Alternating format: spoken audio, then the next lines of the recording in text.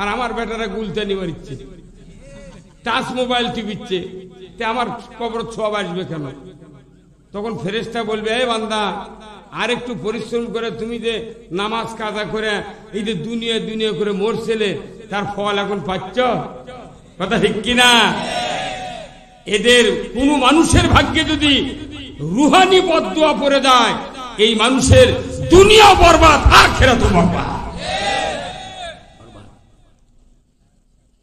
আপনার পিতা আপনার মাতা কষ্টে আছে কবরে,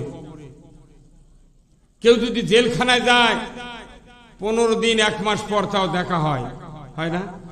কিন্তু কবর এমন একটা জায়গা, দেখা আছে। নিজের ছেলে বছর অন্তর 2 ঈদের দিনে যায় নামাজ ঘাড়ত করিলে কবরে কাছে যায়, বেলের গাছতলা ওই কাঁটা আড়া জঙ্গলের কাছে। তফাৎ থেকে কয়, আসসালামু আলাইকুম ইয়া আহলাল কুবুর। ইল্লিন সিজ্জিনে গিয়ে ধাক্কা হয়, আল্লাহ বলে, ফেরেশতা অমুক বান্দা কবরে সালাম দিয়েছে, তার পিতা মাতার রুহটা কবরে হাজির করো। সুবহানাল্লাহ। বান্দা এসে দেখে যে ওনার সেই সোনার টুকরা, কলজার টুকরা, বছর অন্তর 2 বার। কয়বার? ঈদের নামাজ পড়বে যায়, কি পোসপাস, সুস পায়জামা, নতুন বাটা স্যান্ডেল, ইস্ত্রি করতে করতে ভাঁজর চিড়ে গেছে। হ্যাঁ কথা বল। আতর লাগাছে 2 কানত 2 তুলো, সারা বছর নামাজ নাই, কবরত যা বসে আছে, শুধু 2 দিন না, নেভা। রাসূল বলছেন, কাউরু যদি মুত্তাকি সন্তান হয়, সে যদি 5 ওয়াক্ত নামাজ আদায় করে, বাবা মার কবরের পাশে যা যদি সালাম দিয়া সূরা ইখলাস 3 বার, দরুদ শরীফ 1 বার, আল্লাহর কাছে দোয়া করে, 40 দিনের কবরে আযাব আল্লাহ মাফ করে দেন। এতগুলো সম্পদ জন্ম দিল বাপ মা, কত কষ্ট করে। কবরতেই রাত্রে আমরা যাবার বলিচ্ছি না, আমরা বলিচ্ছি না মাহফিলত আসেন, সেই 1.5 মাস হলো পোস্টারিং করা হতো। কি তারপরে আজকে লোক নগণ্যই। আমি দেখেছি সারা বাংলাদেশ ঘুরতেছি, সেই সেপ্টেম্বরের 6 তারিখ থেকে সভা শুরু হতো। গত রাত্রে মাহফিল করছি আমি আদমদিঘি সাতিয়ান গ্রাম, কমপক্ষে 60,000 লোক। এই নন্দীগ্রাম থানার লোক বেশি কোরআনের কথা শোনে না।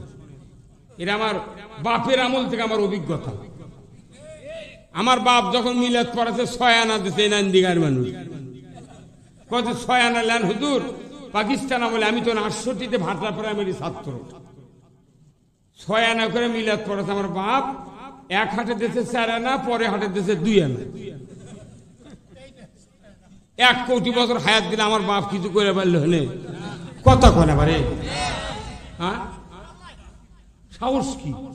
তুই কোন সাহসে দিলু রে? তুই ধুতি বাকিতে 6,000 বিঘা ভেউ করলু। কতক্ষণ? ব্রিটিশ আমলে নাঙ্গল একটা জমির উপর দিয়ে পার করে নিয়ে গেছে, ওই জমি এলাকা আছে, ওই জমি যাবো না, আল কাটবো না, টুক ছাড়িয়ে দিল। তুই খাজনা দিয়ে করে খা। আচ্ছা এখন যদি ওই রকম চাল থাকলো হেনে, যাতা জোরে মানিক ভাই ট্রাক চালালো হেনে, একবারে এই মুহূর্তে ওই মুড়ে লাগা শেরপুর থেকে ফেলে দিল। কিন্তু এখন কি পারা যাবে? আর হয় না 10 লাখ, এখন কি 10 লাখ। তে সময় একবার আসবে, সময় একবার আসবে। আমি অনুরোধ করব যারা বাহিরে ঘোরাফেরা করছেন, এখনই আসেন, কিছু কথা আমি শোনাবো, যেটা আমাদের দুনিয়াতে উপকার হবে, আখিরাতে উপকার হবে। কি শুনতে রাজি আছেন? কারা কারা দুহাত তুলে দেখান। লিল্লাহে তাকবীর, নারে তাকবীর। অনেকক্ষণ আপনারা কথা শুনলেন, কিন্তু আমি চেম্বারে বসে থেকে এই অন্তর্কের বাড়ির মানুষ এটি আসে নাকি আমি জুই পাই।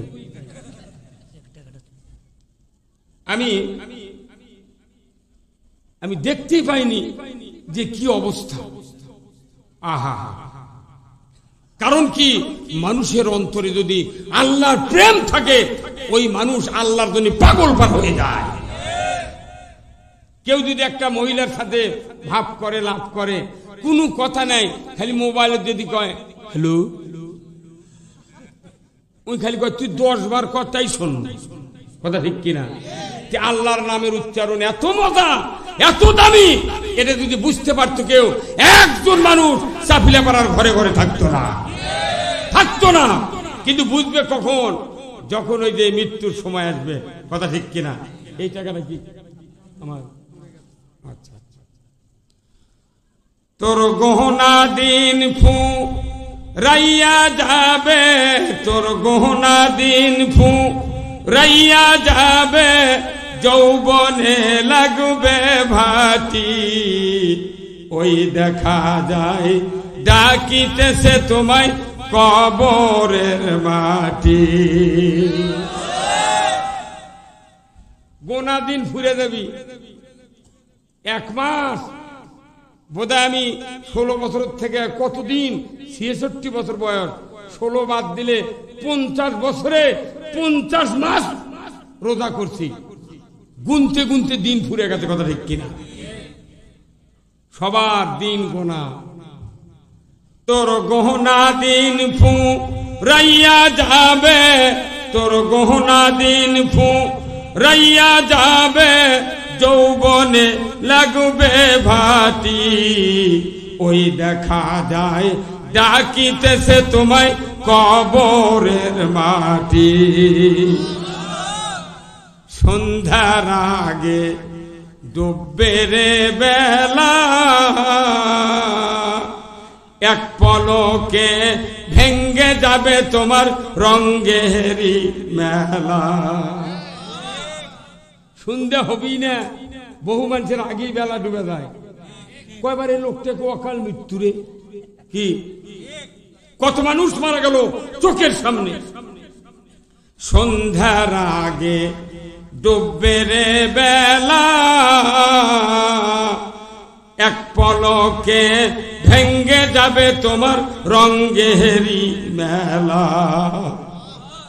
কারে দিবা তুমি জোরে ধমক, কারে দিবা তুমি জোরে ধমক, কার মাথায় ভাঙবে লাঠি, ওই দেখা যায় ডাকিতেছে তোমায় কবরের মাটি। এমন কোন শক্তি নাই কাউরো যে কবর থেকে বাঁচে। আল কাবরু হাক্কুন, কবর সত্য। দিব্যি চোখে মানুষকে প্রতিদিন কবর নামাচ্ছি আমরা।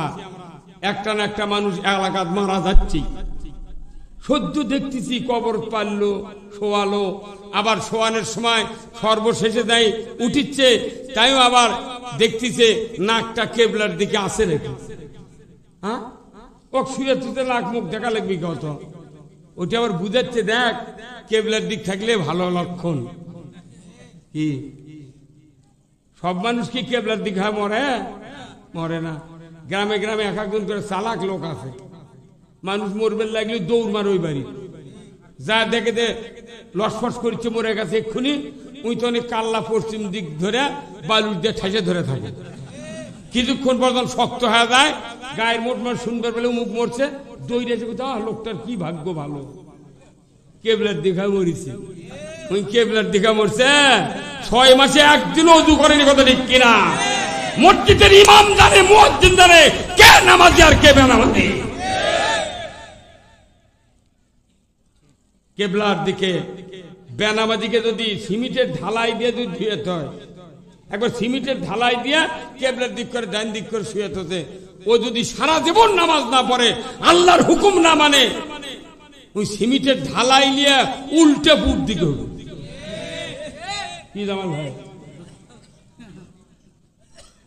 আমাদের দেশে নামাজ নাই। প্রত্যেকটা মসজিদে মসজিদে শুক্রবারে যত মানুষ নামাজ পড়ে 10 আনা মানুষই 5 ওয়াক্ত পড়ে না। নাই তো, আমি এটি ইমামতি করি তো।